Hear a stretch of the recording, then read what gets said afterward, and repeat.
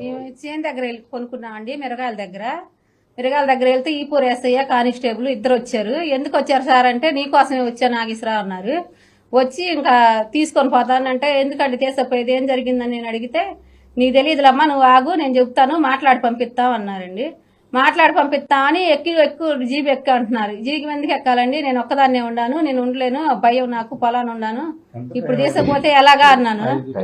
5, 10, 5, 20 ఉంటుంది. ఆ సమయంలో వచ్చారు వాళ్ళు చీకట్లోనే వచ్చారు. వచ్చి ఇంకా రారా ఎక్కు అన్నారు. ఎక్కు అంటే ఎందుకు ఎక్కాలండి అంటే మీ ఆయన పోస్టులు పెట్టాడమ్మా అందుకని తీసుకుపోతున్నా అన్నాడు. పోస్టులు అంటే రాష్ట్రంలో ఆయన ఒక్కడే పెట్టాడండి, అందరు పెట్టలేదా, జనం అందరు పెడుతున్నారు కదా, బాధ కలిగినోడు పెడుతున్నాడు కదా, మేము రైతం కాబట్టి ఒకవేళ పెట్టాడేమో అన్నా నేను.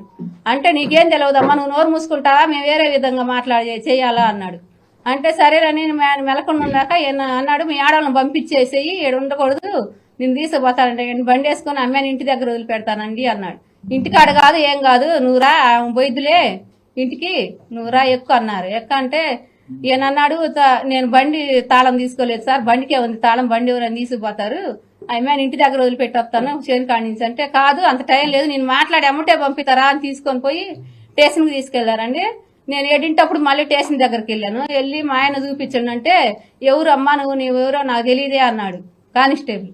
అంటే నేను అన్నాను అదేందండి రాత్రి మా ఆయన తీసుకొచ్చారు కదా మీరు, ఆయన భార్యని నేను చూపించండి నేను ఒకసారి చూసి వెళ్తానన్నా.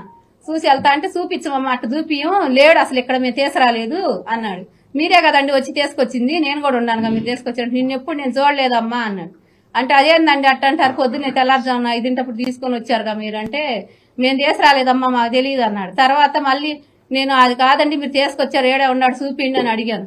అడిగితే నాకు తెలియదమ్మా అని మళ్ళీ ఓటు ఇస్తారా ఉన్నాడు. ఓటు ఇస్తా ఉంటే నేను ఎస్ఐ గారు వచ్చాడు అంతలోకి వచ్చి అన్నాడు ఏందమ్మా మీ గోళ ఇక్కడ రుబాబు చేయడానికి వచ్చారా ఏంది స్టేషన్ మీదకి అన్నాడు. మేమెందుకు రుబాబు చేస్తామండి మాకు ఆయన చూపించండి మేము వెళ్ళాలి అన్న.